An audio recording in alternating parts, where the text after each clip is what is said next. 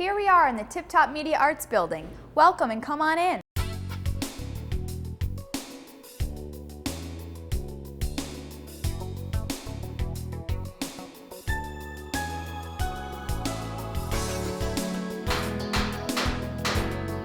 This building once was the Tip Top Bakery, and it has a history of many different uses. It has become an historical landmark in this neighborhood as White River Junction begins to grow again. The Tip Top building now contains many new businesses and artist studios. Each month on this program, we will interview the business owners and artists who make Tip Top unique, and we will take a tour of their workspaces. Good evening, my name is Rose and I am the host of this new series about Tip Top building and historic downtown White River Junction. We are going to have interviews in the Lowbrow restaurant, and today we are here with Matt Bucy, principal owner of the Tip Top building. Can you give us a little background on yourself, please? Sure. I moved here, I moved to Vermont in 1982 to go to college. Went to Middlebury College, and then after Middlebury moved to White River Junction to work for New England Digital, which was just a couple of buildings over from the Tip Top building here. New England Digital was one of the first manufacturers of digital synthesizers. And I came to write software for the sound industry, doing digital sound editing and digital file manipulation, sound file manipulation. And we worked on some of the first digital sound editors and recorders that were ever produced. After that, I went to architecture school. I went to Yale University, where I got a master's in architecture. Came back to White River Junction after finishing that up and went to work for New England Digital again. It closed in 1992, I believe. Then I did a variety of jobs. I bought another building in White River Junction, well, actually in Hartford, and renovated that. And ended up here in 1999 looking for an artist studio. And the people who owned the building at the time offered it to me for sale. So that's how I ended up with the Tip Top building. It's kind of by accident. So you weren't always in the management business. You were just this I is never. Something that kind of came across. Yeah, I never really intended to be a building manager, but I wanted a lot of space, and it seemed like the only way to really do that was to renovate space for other people to rent, so that I could have space as well. Or it just kind of happened that way. But when I bought my other building, I had a lot of space to rent. People wanted it, so that's how it started. I see. Can you tell us, like, who were your other partners in this venture that helped you kind of get the building It's all renovated? family members. I coaxed my family members, my father, my mother, my brother, and my two sisters to help me out with this project. So they're the partners, and I mean, I'm the main partner. I did the general contracting on the building and did the design work in collaboration with 3 other architect friends who are in the area, and together we put it all together. Can you tell us how you went about with the construction, and like how long did it approximately take? It took about 3 years total. When I bought the building, it had some tenants in it. They all stayed in the building, and we moved them into new quarters, which we renovated first. It wasn't clear at all what the building was going to be used for. The building's 45,000 square feet, and we looked for. I was looking for creative people to come into the building to kind of create a creative environment. The original plan was to have a media institute in the building that was going to be funded by a couple of large companies, but then the internet bubble burst and the economy crashed, so all that money which would have funded something like a media institute dried up. And then September 11th happened, right as we were building the restaurant here. So at that point, I was actually ready to stop construction. We had renovated, I think, 5 or 6 spaces. People were in them. The building was doing fine financially. But most of the building was still left unrenovated, and inquiries into the building for space weren't happening at all after September 11th. It's just totally dried up. So I decided to finish the restaurant and sort of just shut the building down. But then we had an open house in December 2001, and a lot of people showed up. I think because they'd seen the construction on the restaurant was kind of there was a big buzz around that. And speaking to artists at the time, they said they wanted smaller spaces, nice light, and so I went home that night after the open house and pretty much redesigned the building the way it is now. And people, in the 3 weeks after the open house, leased all of the space in the building. So then I was faced with the task of having to build it all, having to shut down the entire construction project. So you had a lot of spaces reserved, and you had to. People rented the spaces. I'd show them this dark space with grease all over the floors, dirt everywhere, no windows, and I'd say, "Here's your studio." They'd be like, "Okay, here's the check." So people, I think, based on what people had seen in the rest of the building, they had faith that their spaces were going to be cool. So what do you think now the Tip Top building is completely renovated and totally full? What do you think it's bringing to White River Junction? It's bringing a lot of people into town. I would say probably 200 to 300 people come to the building a day, just based on our toilet paper use. The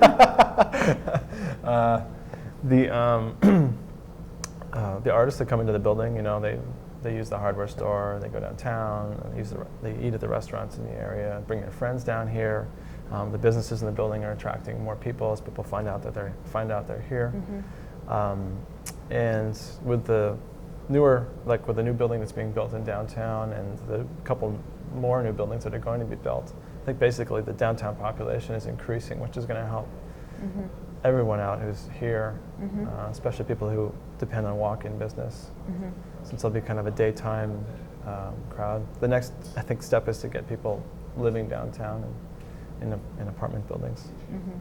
So I think the Tip Top kind of started the renovation cycle that's happening in White River Junction.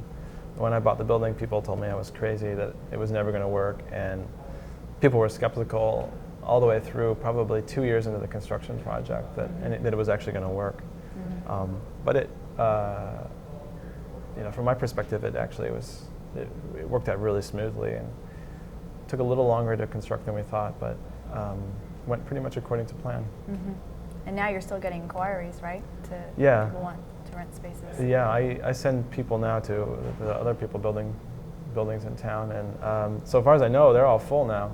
So the new fire station is leased out, and I know there's going to be some other construction renovation projects going on in downtown White River that'll open up more space, and I don't think they'll have any trouble filling them up either. And you have a production company located in this building. Yes, Tell us a little bit about that. I have Unwatchable Films. That's my film company. We try to produce movies that no one will watch. It's very challenging because people will sit down and watch almost anything, we discovered.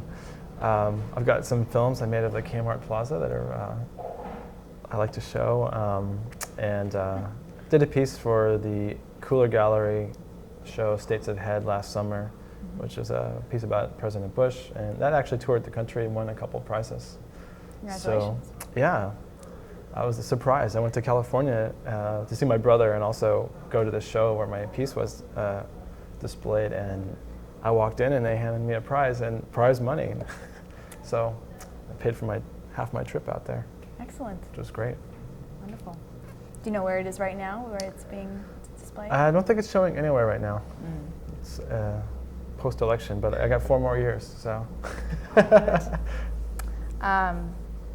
What other kind of videos have you produced, and is there anything else you'd like to tell us about? Well, I'm going to Russia in a month to shoot a video. I don't know what it's about yet. I've just been contracted to go to Russia and shoot this video.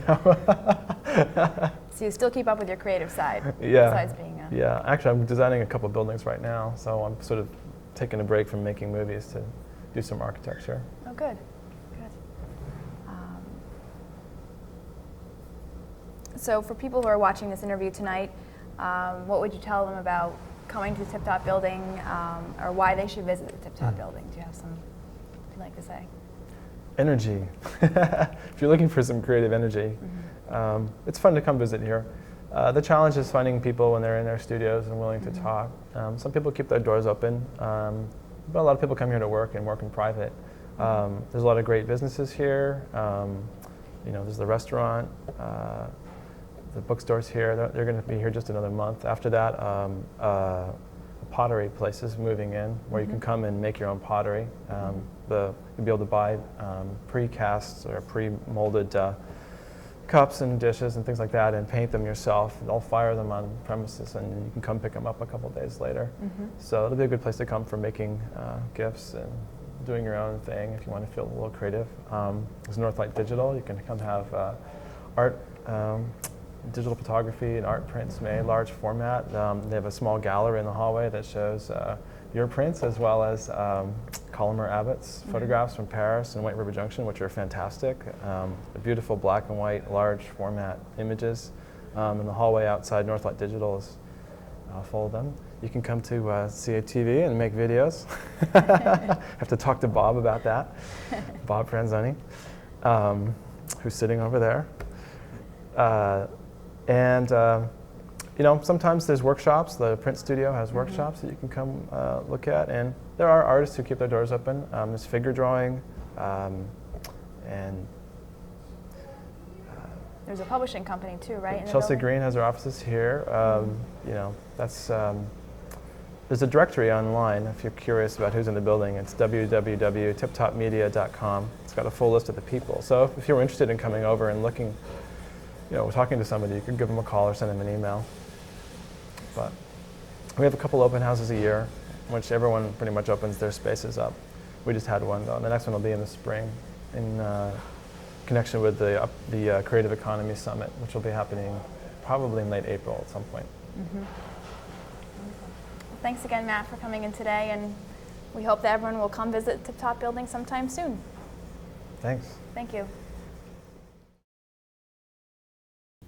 Here we are today on the first floor of the Tip Top Building. We're going to go take a look at Richard Holmquist. He's a furniture maker in this building, and he'll show us what he does. Come on in. So about to start chucking a wood blank that I've prepared into my lathe. I'm not a full-time turner.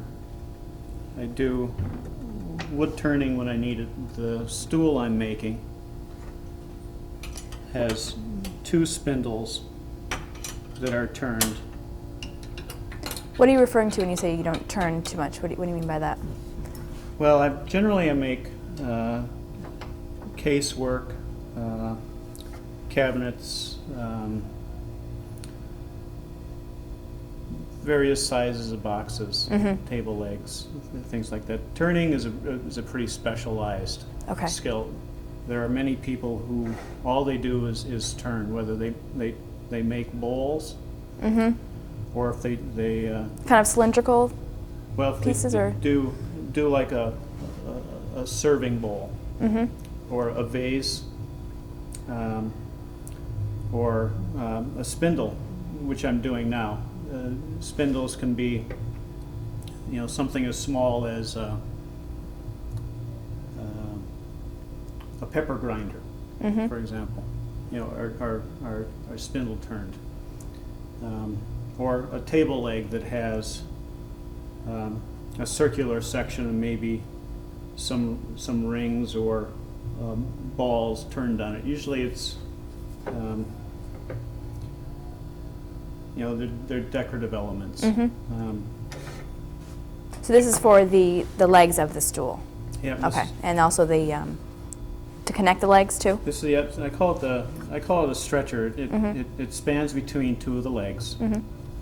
The one I have on now is the longer one that goes between the 2 front legs, and it has, this is cherry wood, and it has a hole drilled into the center of the spindle that I plug for ease of turning.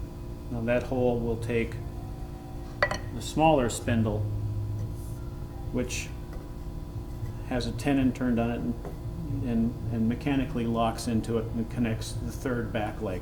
Okay. Are these cherry as well? These are also cherry. These are finished, except for just final trimming off of the extra on the end that I need for turning. And it's a fairly simple turning. It's a long taper going in on both ends. The section here, which I call the tenon, goes through the leg, like so. Like that right there. Mm-hmm. And then when I'm gluing up the stool, I trim the end of the tenon close to flush to the outside of the leg. I do a saw curve into the tenon itself, and then I drive a wedge that expands the tenon and locks it in, so it mechanically is locked into the leg besides the strength of the glue itself. So the tenon has to be reasonably precise. It needs to wedge in at the inside where it goes through the leg and have yet just enough space on the outside that it doesn't wedge itself before it goes all the way through. So it already has a fair amount of mechanical security or locking. So And the wedge that you put inside is also a piece of wood? that's right. Okay. Yeah, we'll show you guys later Great. how that works.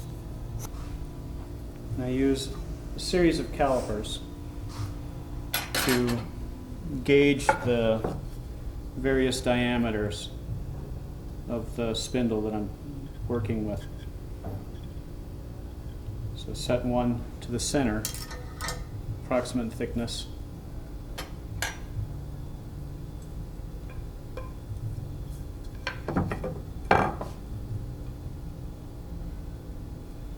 Set a second one to the diameter of the spindle right before it enters into the leg, and that's a critical dimension. So I like to use a skew chisel, which has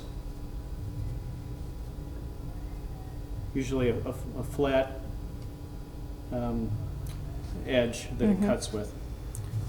And the reason I like it is because it can produce a finished surface right from the lathe, which means I don't have to sand it. I don't have to spend a lot of preparation time.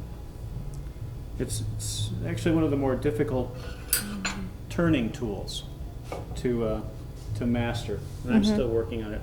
A series of other tools. Most turners use some form of a gouge.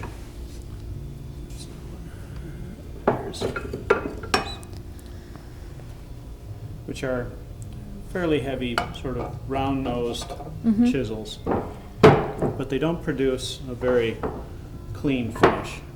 This one produces the most clean Yep. finish. Yep. What's the metal on this? Is that a steel? This is a high-speed steel, which means it'll take a fair amount of heat before it loses its edge or temper.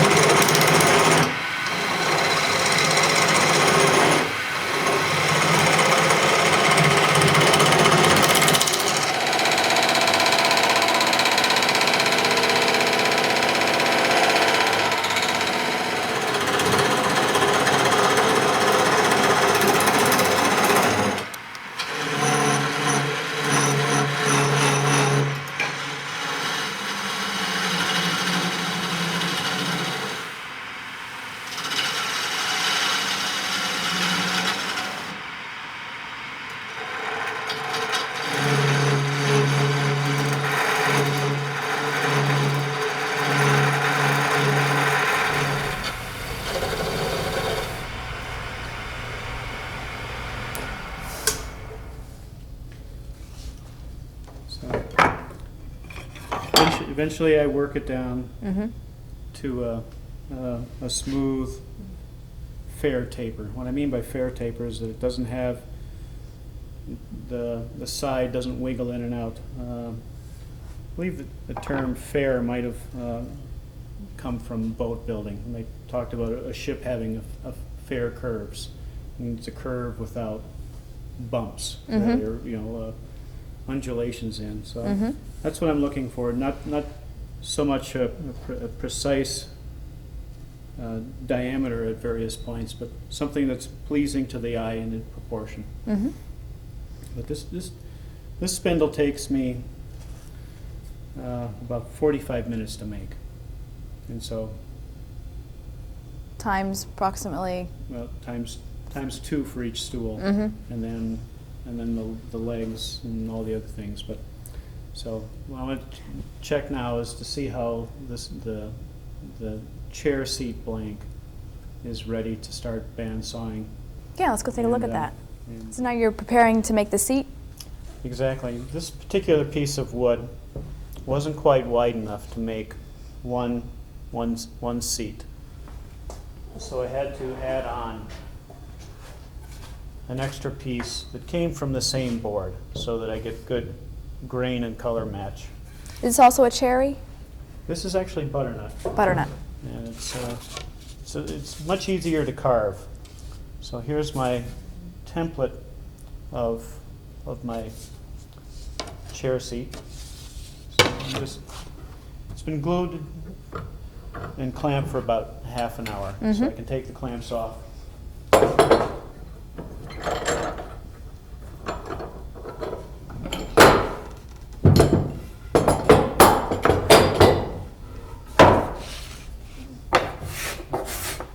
Clean off any glue. So that glue is pretty much set. You don't have to worry about any more drying time? Yeah, it won't reach its full strength for maybe another 8 or 10 hours, but it's strong enough now that it's You can do some than cutting and- it's stronger than the wood tissue itself.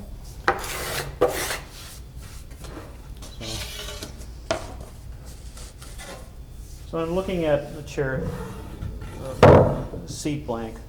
I scan the wood for any defects that may affect the carving or the structural integrity of the seat. This is a nice butternut. This was actually sawn from a farm down in Ascutney, Vermont. And it's just been air dried, so it didn't go through. I can buy my lumber. Usually I buy it in what I call the rough. So I've already dressed this wood, so. What does dressed mean? You mean you? I've already smoothed it with my planer. So that's there. In the rough, it's. And that's when you make the little. Is that the planing? When I do the shavings, when I jointed the two edges to glue up with my machine, I always like to follow up with a hand plane because it removes the machining marks, the pounding that even a sharp rotary machine cutter head will leave. So I get, by taking off just a thousandth at a time with a sharp hand tool, I get the premium amount of surface to glue to. So.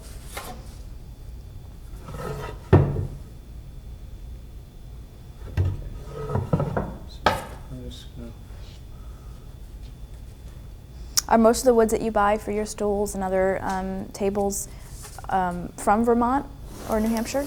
Well, I find that I like to buy local when I can. And for a lot of things that I use, for a lot of woods that I buy that I don't need to use right away, something that's not been kiln dried, which is actually cooked in an oven to bring the moisture content down, is fine. So I've bought woods from local loggers who come across a specialty tree. I particularly am fond of figured maples, blister, curly, bird's eye maples, and that's comes from the sugar maple tree. And since Vermont, New Hampshire, and New England have so many of those beautiful trees, you know, I'm quite fortunate as a woodworker to have that material so readily available. So maple, butternut, and what's another kind of wood that you use? Cherry. Cherry. In this particular stool that I'm building, there's white ash, which is known for its strength and toughness. The butternut, which is a beautiful grained wood and also very nice to carve. The cherry, which has a nice contrasting color with the ash for the spindles. So the three types of woods that I use in this particular stool. So do you cut this by hand, or do you use the machine to do the rounded? Well, I'm going to cut this with a bandsaw. Like a lot of the furniture that I build, trying to make a living, I have to incorporate machines for time saving. And I save the more aesthetically pleasing or the more delicate processes for hand tools. For the finishing of a surface, the hand planes that I use produce the ultimate finish. The wood will be shaved so that it's, you know, glassy smooth. So I'm just marking out some points for where I drilled on the underside of this. I'll be drilling the holes for the tenon of the leg. And I just like to pre-mark them on the blank before I take it off.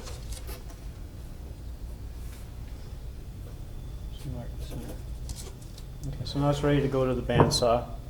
Cut out the rough blank, and then I'll start carving. Great, let's go do that.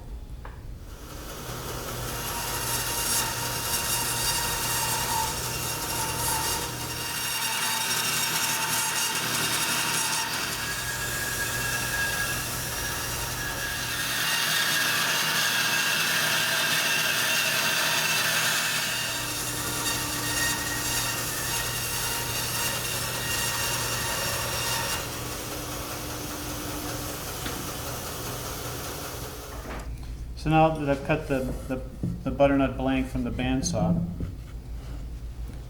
I start laying out my reference lines for carving. So I do a center line going across, because that's going to be the ridge of the saddle. And I have a little reference template that I made that has the curve of the seat, and I lay that on the edge. And these are mostly for visual references for me when I'm carving.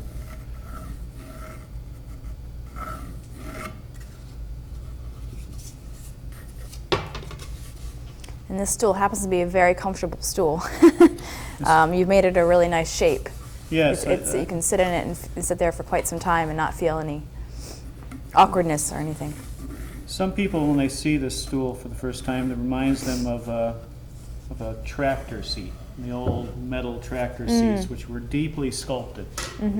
I personally find that the deeper the sculpture of the seat or the saddle, as it's sometimes referred to, the more comfortable it is. And as I said, when I made my first prototype, which is hiding under here, I didn't originally think that I was going to be reproducing it, but I liked it so much, and it was so comfortable. When I personally like to sit in a chair, I like to feel like I'm relaxing, that it's sort of cradling me, and that it's comfortable. And many people, and myself included, feel that the seat is quite comfortable, and it's mainly because of the deep sculpture that it has in it. Besides, I also like it has a sculptural look to it. So I've laid out the depth of the saddle, and I just roughly trace my perimeter rim, which I like to leave a little flat, as you can see in this nearly finished So you can't card. slip off as quickly, kind of. You have a, Yep, and it again, it's just I like to. It adds another definition, the visual element to the look of the chair by having a sharp line there.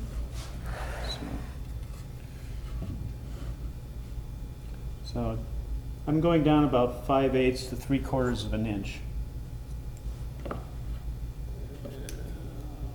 Yeah, almost 3/4 of an inch. The seat blank is starting out at almost 1 3/4 inches. Yeah, and the other interesting element of a chair design is making it light and yet structurally strong. You want to have a stool or a chair, in this case it's 3 legs, that has a wide enough base that it's stable at various points. If the person was sitting and leaning out on the outside edge, you don't want them to go. so the balance is flipping. very important. Balance is very important, that Yep. it has a very stable base.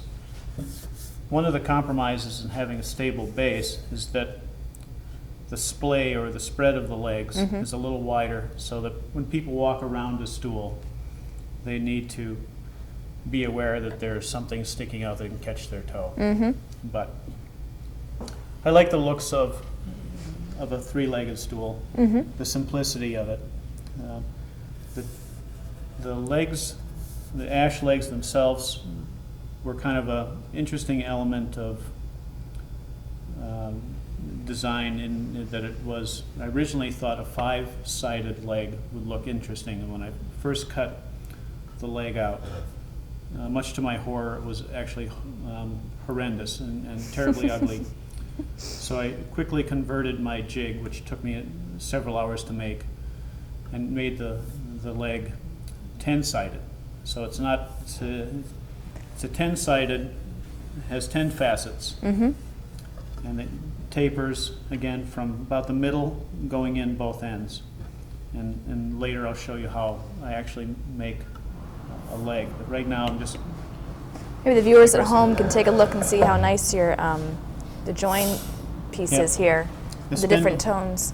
Yeah, the spindle we was just started turning comes through the leg, and then there's a wedge of wood that is driven in to the tenon, which spreads it out and tightens up around the circumference of the hole, and mechanically locks the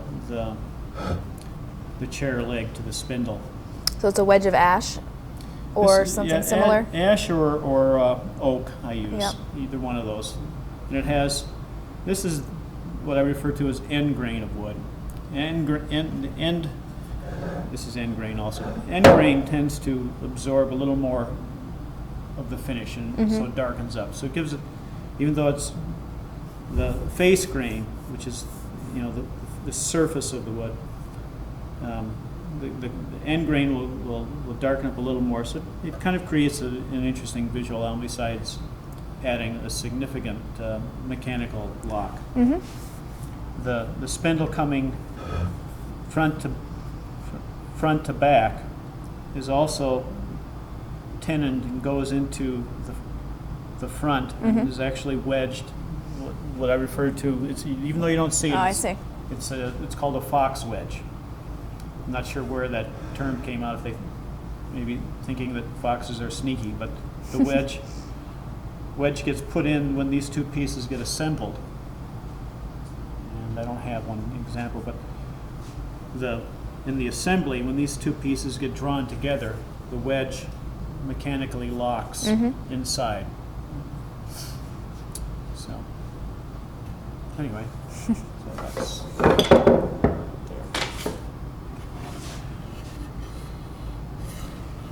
So sometimes I drill pilot holes around the saddle, going down the depth of the seat, which gives me a visual clue again as to how deep I'm carving.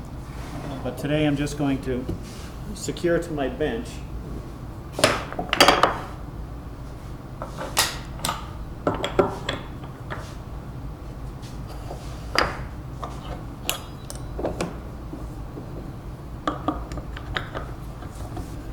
This looks like a very handmade bench as well. Is this something? This is a bench I made a few years ago. It's one of my most useful tools in the shop. I spend probably 3/4 of my time working at the bench itself. I've locked it in. My end vise has these little chunks of wood I call bench dogs. And they secure the piece so there's no clamps on the surface that are going to be in my way when I start carving. So I've generally just used one gouge. It has just a slight sweep to it. They call it number 5, and that's based on a series of varying sizes of sweeps, from fairly flat to fairly tight. The numbers change. I believe it's an English system. But I'm just going to start carving in.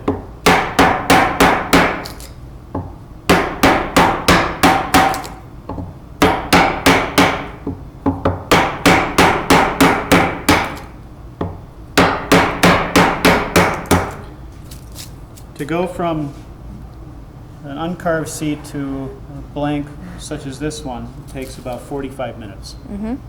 And initially I can be fairly rough, like I am right now, carving down. But you have to work in both directions because of the grain is going to be changing. As you go down, you can't start climbing up or the wood will splinter all the way across. So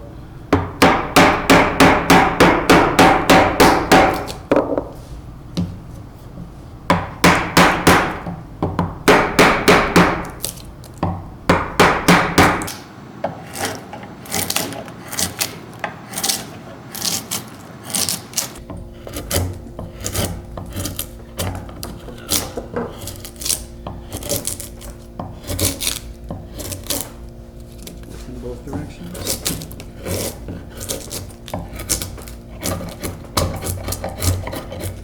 So what's the next step process after you have chiseled out the bow and the... Yeah, once I get the seat to this level, where it's carved, though it's not perfectly smooth yet, like the finish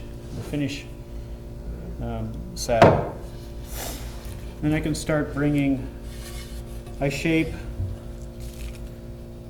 cut off a lot of the excess material. Looking at the side, the stool looks pretty heavy. So yeah, I take about a 45-degree cut all the way around, and that helps lighten up, visually lightens up the seat, and it doesn't need that extra material there. And any finishing paint or what's the other materials you use to cover? I like tung oil as a finish, as a natural, which is a penetrating oil. It goes into the wood. It gives it a little hardness, but it's a finish that's easy to renew if the surface becomes scuffed, and it offers enough. So you can smooth it down again, and then paint it over again with the tung oil. Yeah. Okay. Yeah. I also paint the stools.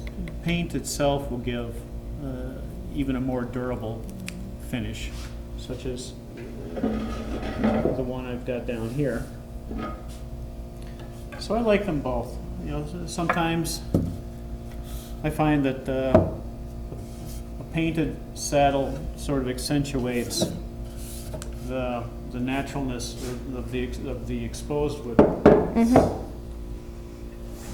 Painted furniture does one other thing that I find significant, is it helps our eyes focus on just the form itself, which is sometimes beneficial. My prototype stool, I used cherry for the legs and black walnut for the spindles. As you can see, quite often when I build furniture, I build one piece at a time. A customer will come in and they'll want a specific size dresser, and they may leave a lot of the design up to me. And I try to make something that's proportionally visually interesting and durable and strong. But the woods I choose, really depend on what sort of mechanical necessity there is. For example, here, in ash or even in cherry, which is still a strong wood, the leg has to be able to take, the compression of the person sitting down. Any movement, around, it has to be able to flex a little and not break. So it needs to be strong. Let's take a look at some of the other pieces that you've made, or that maybe some that are in the works. Let's take a look at some of those. So tell us about some of these pieces that we see. Well, these are pieces of furniture that I designed and build when I'm not busy doing a commission. Most of my work is commissioned. Somebody will come in and want something specific, or they'll see something I've created and want an adaptation to fit their needs. This is a small black walnut cabinet that I made several years ago that I liked. This is the original design that has some influences of furniture that I admire. I like Asian arts and crafts style furniture. This one starts incorporating some of those elements. These are some of your new designs. They seem very playful. Talk about them for a minute. Well, one of the elements I try to incorporate into work and life is being a little more playful and having some fun. I liked a table that would have some curved, lively lines, and I also had some particularly attractive wood for the top that I wanted to accentuate. But this is a new table design I worked on. And I just really enjoyed making the legs with their wide sweeping curves. Even though they're fairly simple, they bring about an emotion that I really wasn't quite expecting from customers. It has a certain amount of joy that's created, which I really am quite pleased to see as an extra offshoot of something that's also functional. So these could be used as end tables or bedside tables. Exactly. Yep. I originally was thinking of them as a sofa side table, but bedside tables, they are the functional height for those too. Wonderful. And we want to mention that you are in the Tip Top building on the first floor in Suite 180. And is there a website that people can go to come take a look at some more of your work? Yes, they can. They could see me on the web. On my address is VermontFurnitureMaker.com. One word, Vermont Furniture Maker. Okay. And you would like? Is it okay for visitors to come by sometimes to your studio? Yes, I welcome visitors. People can come in. If they see me working in my studio, they can come right in without an appointment, or they can call just to make sure I definitely will be here. Okay. Thanks again. Thank you.